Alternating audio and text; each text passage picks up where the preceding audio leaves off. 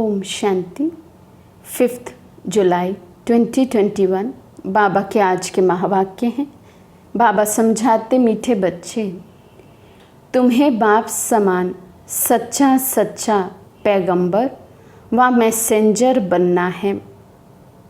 सबको घर चलने का मैसेज देना है। प्रश्न है, आजकल मनुष्यों की बुद्धि सारा दिन किस तरफ भटकती है? बाबा समझाते, फैशन की तरफ। दुनिया में मनुष्यों की बुद्धि सारा दिन फैशन की ओर है, अपने देह को सजाने की ओर है। देह के प्रति अन्य आत्माओं को कैसे आकर्षण करना है, इसके ही संकल्प बाबा कहते अधिक चलते हैं।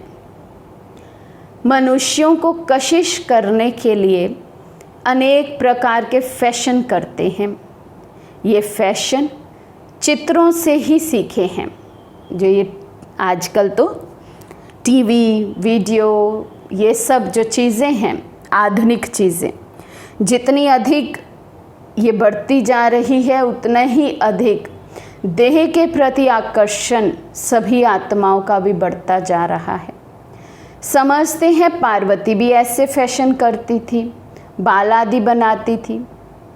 बाबा कहते, तुम बच्चों को इस दुनिया, इस पतित दुनिया में फैशन नहीं करना है। तुम्हें तो मैं ऐसी दुनिया में ले चलता हूँ जहाँ नेचुरल सुंदरता रहती है, फैशन की दरकार नहीं। तो बाबा कहते, ये भी एक संस्कार है ना। हम फैशन करते, जैसे अभी 3-4 दिन पहले भी बाबा ने इस पर हमारा अटेंशन खिंचवाया था। यदि हम पाउडर आदि लगाते, देह को संवारते हैं, सजाते हैं, तो ये ऑटोमेटिकली प्रोसेस है। अभी वायुमंडल दुनिया में ऐसा है कि दूसरों का आकर्षण हमारी देह के प्रति, दूसरों का संकल्प हमारी देह के प्रति चलेगा ही चलेगा। तो बाबा ने कहा, इस संस्कार को भी हमें अभी छोड़ना है। ये फैशन करना, मेकअप करना, ये संस्कार है जो रावण ने हमें दिया है। अब यदि हमें ऐसी दुनिया में जाना है जहाँ ये मेकअप आदि करने की दरकार ही नहीं, नेचुरल इतनी ब्यूटी होगी हम में, उस दुनिया में जाना है, तो ये संस्कार भी रावण का दिया हुआ जो है यहीं त्यागना पड़ेगा। तो इन संस्कारों की ओर हमें ऐसा लगता है बहुत कम अटेंशन देते हैं। काम, क्रोध, मोह, लोभ, अहंकार, ईर्ष्या, द्वेष, इन संस्कारों की तरफ तो हम बहुत अटेंशन देते हैं, चेकिंग भी करते रहते हैं। लेकिन ये फैशन करना, ये भी देह अभिमान की निशानी है। तो इसको भी हम ज़रूर अपने में चेक करें, ये कितना % अभी रहा हुआ है, क्योंकि है तो सभी में, क्योंकि 2 युगों से यही कुछ किया है हमने। तो इसलिए अभी कितना % मुझ में रहा हुआ है, इस श्रीमत को बाबा की फॉलो करना। और कितनी हिम्मत है मुझ में, इसमें भी लोक लाज काम करती है। बालों को कलर नहीं करेंगे, ओरिजिनल तो अभी वाइट हो चुके हैं या वाइट हो रहे हैं, कलर नहीं करेंगे तो दुनिया में लोग क्या कहेंगे, संबंधी क्या कहेंगे, हम सुंदर दिखेंगे नहीं, कैसे दिखेंगे, थोड़ा बन ठन कर नहीं रहेंगे। हाँ, बाबा ये नहीं कहते कि आप बिल्कुल ही ऐसे रहो कि आपको देखकर ही दूसरों को तरस आए, ये बेचारे शब्द हमारे लिए निकले, ऐसा नहीं। लेकिन बहुत अधिक देह की ओर हमारा अटेंशन नहीं हो, तो ये हम चेक करें। गीत है, तुम ही हो माता पिता, तुम ही हो। ओम शांति। बच्चों ने गीत सुना। जब महिमा गाते हैं तो बुद्धि ऊपर चली जाती है। ऊपर कहाँ? शिव बाबा की ओर, परम धाम की ओर। आत्मा ही बाप को कहती है, वही खिवैया है, पतित पावन है, अथवा सच्चा सच्चा मैसेंजर है। बाप आकर आत्माओं को मैसेज देते हैं, और जिसको मैसेंजर व पैगंबर कहते हैं, कोई छोटे व बड़े होते हैं। वास्तव में वे मैसेज व पैगाम देते नहीं हैं। ये तो झूठी महिमा कर दी है। बच्चे समझते हैं सिवाय एक के इस मनुष्य सृष्टि पर और किसी की महिमा नहीं है। पैगाम या मैसेज देने वाले जो मैसेंजर या पैगंबर जिनकी हम महिमा दुनिया में करते आए हैं, बाबा कहते अब हम बच्चे समझते हैं कि सही मैसेज तो उन्होंने भी नहीं दिया आकर, क्योंकि सही पहचान बाबा की हमें किसी ने नहीं दी। वो तो जब बाबा आए तभी हम स्वयं को भी जानते हैं, बाबा को भी, परमात्मा को भी जानते हैं। तो इसलिए बाबा कहते ये उनको पैगंबर या मैसेंजर कहना ये तो जैसे झूठी महिमा हो गई है। तो सबसे जास्ती महिमा इन लक्ष्मी नारायण की है, क्योंकि ये है नई दुनिया के मालिक। सो भी भारतवासी जानते हैं। दुनिया वाले सिर्फ इतना जानते हैं कि भारत प्राचीन देश है, भारत में ही गॉड गॉडेज का राज्य था। कृष्ण को भी गॉड का कह देते हैं। भारतवासी इन्हों को भगवान भगवती कहते हैं, परंतु ये किसी को पता नहीं है कि ये भगवान भगवती सतयुग में राज्य करते हैं। भगवान ने गॉड गॉडेज का राज्य स्थापन किया। बुद्धि भी कहती है हम भगवान के बच्चे हैं, तो हम भी भगवान भगवती होने चाहिए।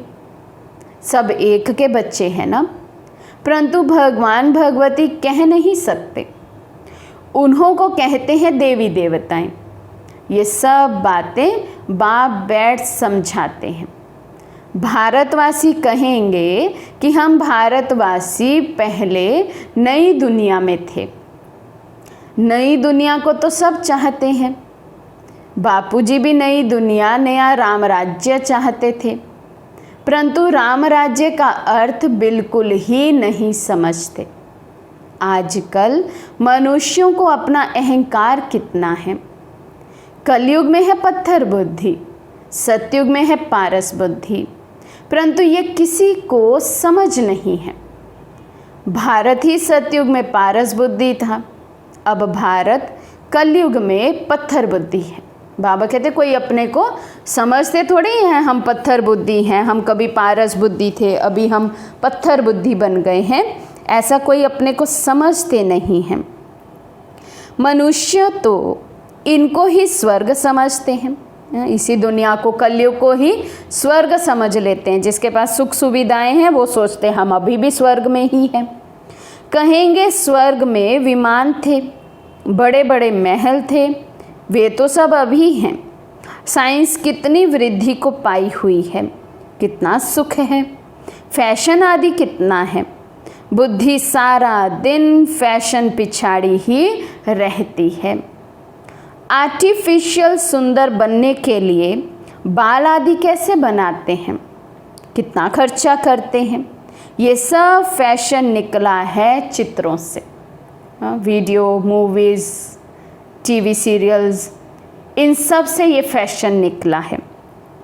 समझते हैं पार्वती मिसल हम बाल आदि बनाते हैं, ये सब कशिश करने के लिए ही बनाते हैं।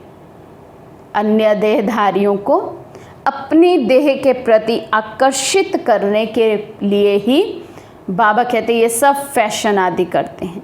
सूक्ष्म में बहुत कहीं डीप इनसाइड आत्मा के ये संस्कार है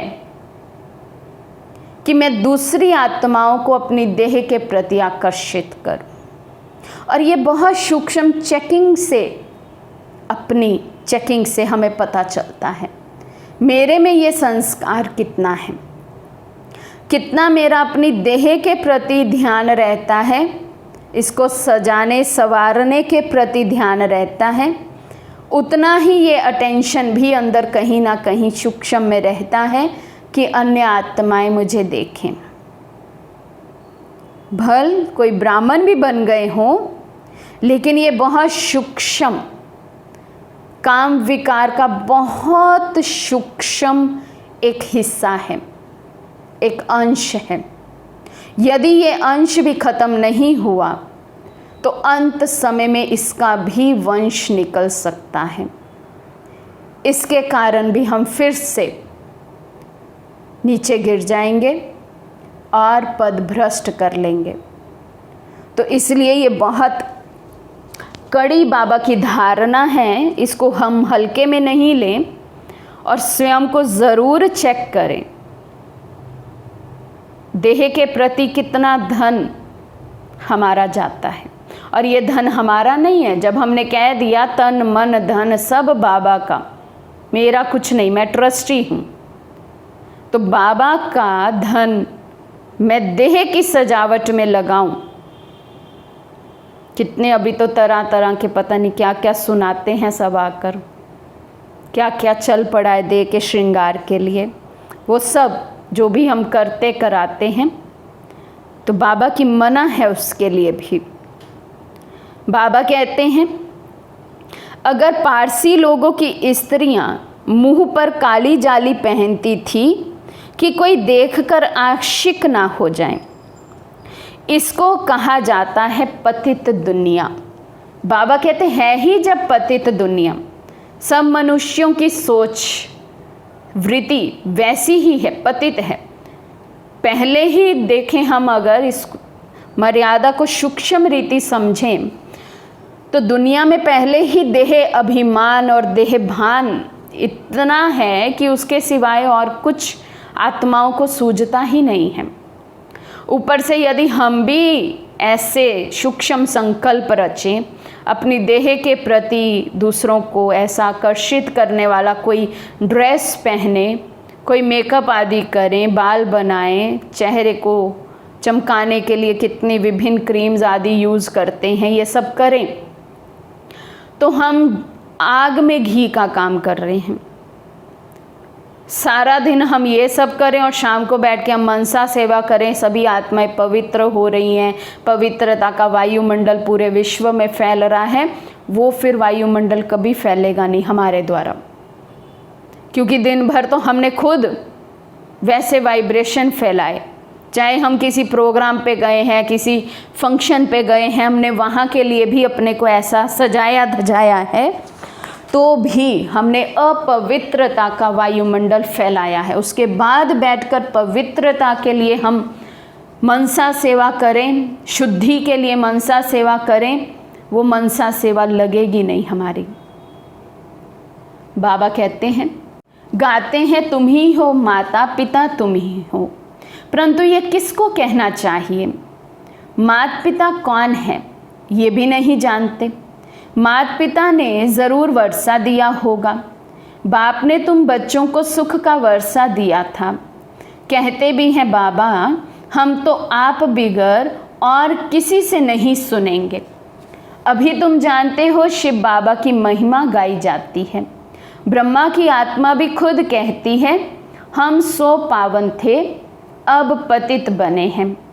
ब्रह्मा के बच्चे भी ऐसे कहेंगे, हम ब्रह्मा कुमार कुमारियाँ 100 देवी देवता फिर 84 जन्मों के अंत में पतित बने हैं। जो नंबर 1 पावन वे नंबर 1 पतित, जैसे बाप वैसे बच्चे। ये खुद भी कहते हैं, शिव बाबा भी कहते हैं, मैं आता हूँ इनके बहुत जन्मों के अंत में। जो पहले नंबर में पूज्य लक्ष्मी नारायण की डायनेस्टी में थे, अब है संगम। तुम कलयुग में थे, अब संगम युगी बने हो। कलयुग में थे, अब संगम युगी बने हैं। तो कलयुग की सर्व निशानियाँ, सर्व संस्कार हमें त्यागने होंगे, तभी हम अपने को संगम युगी कह पाएंगे। बाप संगम पर ही आते हैं। ड्रामा अनुसार बच्चे भी वृद्धि को पाते हैं। अब बच्चों को ज्ञान तो मिला है, हम 100 देवता थे, फिर क्षत्रिय वैश्य शूद्र बने हैं। सारे चक्र को अच्छी रीति तुम जानते हो, ये तो बहुत सहज है। हमने 84 जन्म लिए, कईयों की बुद्धि में ये भी नहीं बैठता है। स्टूडेंट में नंबर वार तो होते ही हैं। राइट से लेकर शुरू करते हैं, first class, second class, third class. बच्चियां खुद भी कहती हैं, हमारी थर्ड क्लास बुद्धि है। बाबा कहते सब अपने को चेक कर सकते हैं, कैसी बुद्धि बनी है हमारी। फर्स्ट क्लास बुद्धि उसको कहेंगे जो ज्ञान के हर रहस्य को समझकर जीवन में ज्ञान स्वरूप बन गए हों, योग स्वरूप बन गए हों, जिनकी बुद्धि का कनेक्शन केवल और केवल शिव बाबा से हर समय सदा काल के लिए जुड़ा हुआ हो। फिर उसके हिसाब से सेकेंड थर्ड क्लास बनती है। हम किसी को समझा नहीं सकते। अब जिसका कनेक्शन शिव बाबा से जितना लूज है, उसकी बुद्धि उतनी ही मोटी बुद्धि ही रह जाएगी, सूक्ष्म बुद्धि बनेगी नहीं, पारस बुद्धि बनेगी नहीं। जब बुद्धि पारस बुद्धि नहीं बनी तो मुख से ज्ञान निकलेगा नहीं। तो बाबा कहते कितना मेरे मुख से ज्ञान निकलता है, कितना अन्य आत्माओं को मेरे मुख द्वारा ज्ञान सुनकर टच होता है। सिर्फ निकलना ही काफ़ी नहीं है, वो टच हो आत्मा को और वो आत्मा भी बाप पे न्यछावर हो जाए, उस अकॉर्डिंग अपनी बुद्धि को देखो। बाबा कहते हैं दिल तो बहुत होती है परंतु बोल नहीं सकते, बाबा क्या करें। कई बच्चे बाबा को ऐसे पूछते हैं, बाबा हम भी ज्ञान सुनाना चाहते हैं, बहुत इच्छा होती है लेकिन मुख से निकलता ही नहीं, क्या करें। बाबा कहते ये हुआ अपने कर्मों का हिसाब किताब, ये भी हिसाब किताब है। अब बाप कहते हैं मैं तुमको कर्म अकर्म विकर्म की गति का ज्ञान सुनाता हूँ। कर्म करना है ये तो तुम बच्चे जानते हो, थर्ड क्लास बुद्धि वाले इन बातों को समझ ना सके, कैसा कर्म मुझे करना है। बाबा कहते वो समझ जो जाए कि बाबा की श्रीमत क्या है हर कर्म के लिए, बाबा की विधि क्या है हर कर्म को करने की, हर विधि जो ब्रह्मा बाप ने की मुझे वही फॉलो करना है। बाबा कहते जो थर्ड क्लास बुद्धि वाले होंगे उनके द्वारा श्रेष्ठ कर्म होंगे ही नहीं। ज्ञान सुनाना मुख द्वारा ये भी तो श्रेष्ठ कर्म है।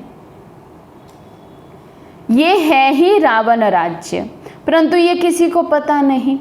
रावण राज्य में मनुष्य तो विकर्म ही करेंगे तो नीचे ही गिरेंगे। गुरु किया ही जाता है दुख की दुनिया में, सद्गति के लिए ही गुरु करते हैं कि मुक्ति में ले जाए। वे है निर्वाण धाम, वाणी से परे स्थान। मनुष्य अपने को वानप्रस्थी कहते हैं, वे तो कहने मात्र है। वानप्रस्थियों की भी सभा होती है, कहने मात्र है। बाकी वाणी से परे परम धाम को कोई जानता नहीं है, वाणी से परे जाके कोई स्थित हो नहीं जाता है। सब कुछ मिल्कियत आदि बच्चों को देकर गुरु के पास जाकर बैठते हैं। खान पान आदि जो ज़रूर बच्चे ही देंगे, परंतु वानप्रस्थ का अर्थ कोई भी नहीं समझते हैं। वे वानप्रस्थ को क्या समझते हैं, धन दौलत आदि सब बच्चों को दे दो और खुद डिटैच होकर बैठ जाओ, गुरु करो, बस गुरु के पास जाकर बैठ जाओ, बाकी जो खर्चा है हमारा वो सब बच्चे करेंगे। लेकिन बाबा कहते हैं वानप्रस्थ का ओरिजिनल अर्थ जो है उसको कोई समझते नहीं। किसी की बुद्धि में ये नहीं आता कि हमको निर्वाण धाम में जाना है, अपने घर में जाना है। वे कोई घर नहीं समझते, वे तो समझते हैं ज्योति ज्योत में समा जाएगी। निर्वाण धाम तो रहने का स्थान है। आगे 60 वर्ष के बाद वानप्रस्थ लेते थे, ये जैसे कि कायदा था, अभी भी ऐसे करते हैं। अब तुम समझा सकते हो कि वाणी से परे तो कोई जा नहीं सकते। इसके लिए तो बाप को ही बुलाते हैं कि हे पतित पावन बाबा आओ, हमको पावन बनाकर घर ले चलो। मुक्ति धाम में आत्माओं का घर है। तुम बच्चों को सत्युग के लिए भी समझाया है, वहाँ कौन रहते हैं, कैसे वृद्धि होती है, आदमशुमारी का भी किसी को पता नहीं है। राम राज्य में आदमशुमारी कितनी होगी, बच्चे आदि कैसे जन्म लेंगे, कुछ भी नहीं समझते हैं। कोई भी विद्वान आचार्य पंडित नहीं जो इस ड्रामा के चक्र को कोई समझा सके। 84 लाख का चक्र हो कैसे सकता? कितनी रॉन्ग बातें हैं। बिल्कुल सूत ही मुंझा हुआ है। बाप समझाते हैं, अभी तुम जानते हो। बाप ने कर्म अकर्म विकर्म का सारा राज समझाया है। सतयुग में तुम्हारे कर्म अकर्म हो जाते हैं, वहाँ कोई बुरा कर्म होता ही नहीं, इसलिए कर्म अकर्म हो जाते हैं। यहाँ मनुष्य जो भी कर्म करते हैं वो विकर्म हो जाते हैं, क्योंकि यहाँ कोई भी कर्म करेंगे बॉडी कॉन्शियसनेस में करेंगे, और बॉडी कॉन्शियसनेस नंबर 1 विकर्म है। तो उस कॉन्शियस में रहकर कोई कर्म करना तो वो ऑटोमेटिकली विकर्म बन जाता है। अभी तुम बच्चे जानते हो, हम छोटे बड़े सबकी, सारी दुनिया की वानप्रस्थ अवस्था है। सब वाणी से परे जाने वाले हैं। कहते हैं, हे पतित पावन आओ, आकर हमको पतित से पावन बनाओ। परंतु जब तक पावन नई दुनिया नहीं है, यहाँ पतित दुनिया में पावन तो कोई रह ना सके। ये जो भी पतित दुनिया है सब खत्म हो जानी है। तुम जानते हो हमको फिर नई दुनिया में जाना है। कैसे जाएंगे? ये सारी नॉलेज है। बाबा कहते हैं, अब बाबा ने आकर हम बच्चों को सारी नॉलेज दे दी है। कैसे सतयुग की स्थापना हो रही है, कैसे कलयुग का विनाश होगा, सतयुग में वृद्धि कैसे होगी, कैसे आत्माएं परमधाम से नीचे उतरेंगी, हम कैसे जाएंगे सतयुग में, कौन जा सकते हैं सतयुग में। तो बाबा कहते हैं, अब तुम्हें सारी नॉलेज है। ये है नई नॉलेज, नई दुनिया, अमर लोक व पावन दुनिया के लिए। तुम अभी संगम पर बैठे हो। ये भी जानते हो दूसरे जो भी मनुष्य हैं ब्राह्मण नहीं हैं, वे कलयुग में हैं। हम सब संगम पर हैं, जा रहे हैं सतयुग में। बरोबर ये संगम युग है। वे तो है ही स्वर्ग, उनको संगम नहीं कहा जाता, संगम है अभी।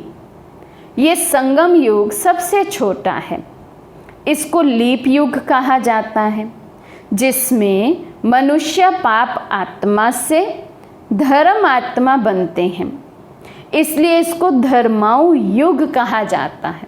संगम युग का एक नाम और है धर्माऊ युग।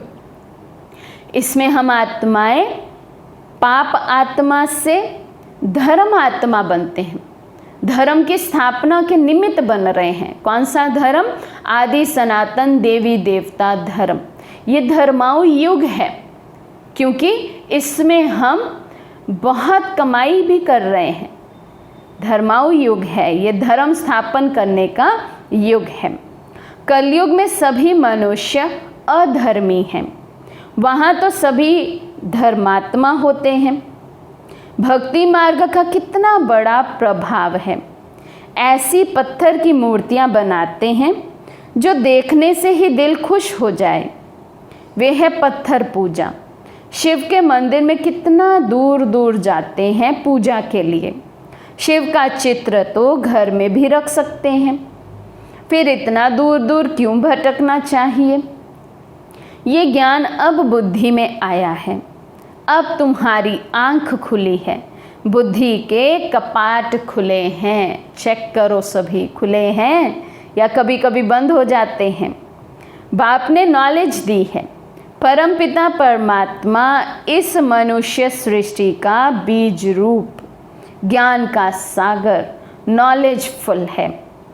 आत्मा भी वे नॉलेज धारण करती है। आत्मा ही प्रेसिडेंट आदि बनती है। मनुष्य तो देह अभिमानी होने के कारण देह की ही महिमा करते रहते हैं। अभी तुम समझते हो आत्मा ही सब कुछ करती है। तुम आत्मा 84 जन्मों का चक्र लगाए बिल्कुल ही दुर्गति को पाई हुई हो। अभी हम आत्मा ने बाप को पहचाना है, बाप से वर्षा ले रहे हैं। आत्मा को शरीर तो धारण ज़रूर करना पड़े। शरीर बिगर आत्माएं कैसे बोले, कैसे सुने? बाप कहते हैं मैं निराकार हूँ, मैं भी शरीर का आधार लेता हूँ। तुम जानते हो शिव बाबा इस ब्रह्मा तन से हमको सुनाते हैं। ये बातें तुम ब्रह्मा कुमार कुमारियाँ ही समझाते हो।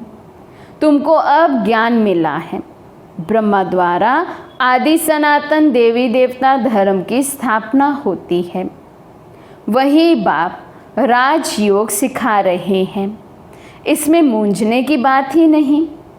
शिव बाबा हमको समझाते हैं, फिर हम औरों को समझाते हैं। हमको भी सुनाने वाला शिव बाबा ही है। सदा ये बात याद रखो। बाबा हमें सुनाते हैं, हम औरों को सुनाते हैं। हम अपना कुछ नहीं सुनाते, बाबा का दिया हुआ देते हैं। अभी तुम कहेंगे हम पतित से पावन बन रहे हैं। बाप समझाते हैं ये है ही पतित दुनिया, रावण का राज्य। रावण पाप आत्मा बनाते हैं, ये और कोई भी नहीं जानते हैं। भले रावण की एफिजी जलाते हैं, परंतु कुछ भी समझते नहीं हैं। सीता को रावण ले गया, ये किया। कितनी कथाएं बैठ लिखी हैं। जब बैठकर सुनते हैं तो रो लेते हैं। वे है सब दंत कथाएं। बाबा हमको विकर्माजीत बनाने के लिए समझाते हैं। कहते हैं मामेकम याद करो, कहाँ भी बुद्धि नहीं लगाओ। विकर्माजीत बनना है तो बाबा कहते केवल एक बाबा को याद करें और कहीं भी हमारी बुद्धि नहीं लगी हुई हो। शिव बाबा ने हमको अपना परिचय दिया है। पतित पावन बाप आकर अपना परिचय देते हैं। अब तुम समझते हो कितना मीठा बाबा है, जो हमको स्वर्ग का मालिक बना रहे हैं। क्या समझते अब हम बच्चे? कितना नशा है इस बात में।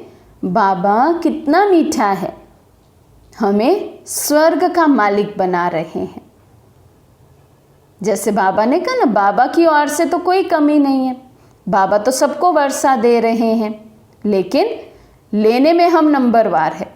तो बाबा तो सभी को स्वर्ग का मालिक ही बनाना चाहते हैं, लेकिन फिर हम अपने पुरुषार्थ अनुसार कोई मालिक बनते, कोई प्रजा बनते, कोई दास दासी बनते, कोई साहूकार बनते, अलग अलग पदवी प्राप्त करते हैं। तो बाबा तो सबको एक जैसा दे रहे हैं, क्योंकि बाबा बहुत मीठे हैं। अच्छा, मीठे मीठे सिकी लदे बच्चों प्रति माता पिता बाप दादा का याद प्यार और गुड मॉर्निंग। रूहानी बाप की रूहानी बच्चों को नमस्ते। हम रूहानी बच्चों की रूहानी बाप दादा को दिल व जान शिकवा प्रेम से नमस्ते नमस्ते नमस्ते जी। धारणा के लिए मुख्य सार। फर्स्ट पॉइंट, कर्म अकर्म और विकर्म की गति को जान। श्रेष्ठ कर्म करने हैं। ज्ञान दान कर धर्मात्मा बनना है। क्या करना है? ज्ञान दान करना है। जितना ज्ञान दान करेंगे उतने धर्मात्मा बनेंगे और उतना ही ऊंच पद फिर सतयुग में पाएंगे। लेकिन ज्ञान दान करना कब है? अपनी स्वयं की सत्य स्थिति में स्थित होकर इसको याद करते हुए कि बाबा का दिया हुआ दे रहे हैं, मेरा अपना इसमें कुछ नहीं है।